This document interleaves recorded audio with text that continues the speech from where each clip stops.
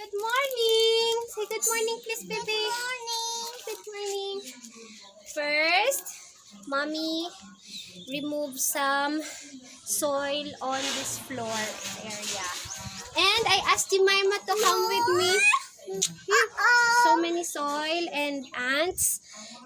Some bit me, baby. So it's safer now to start our gardening.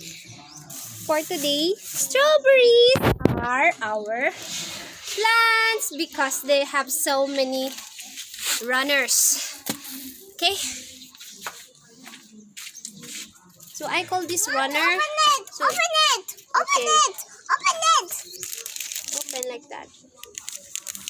Yeah. I'll put soil on these plastics. We have a lot. A couple, like a dozen of it. And then we'll arrange this strawberry alignment. This started by Ryan Doctor TV. Please subscribe to his channel. And we have here as well. I'm going to fix this. I hope I can do much. And bye for now. We're busy. We need to finish doing our strawberry garden before the clock ticks 12 noon. Because of course it's so hot. Most days or previous days, we had rainy days, so it's the time for us to easily clean up here. Oh no, not that one. It's fine already. Look. Oh no, baby.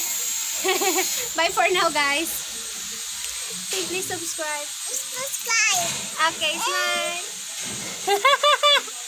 Sorry, we're not used to so much heat.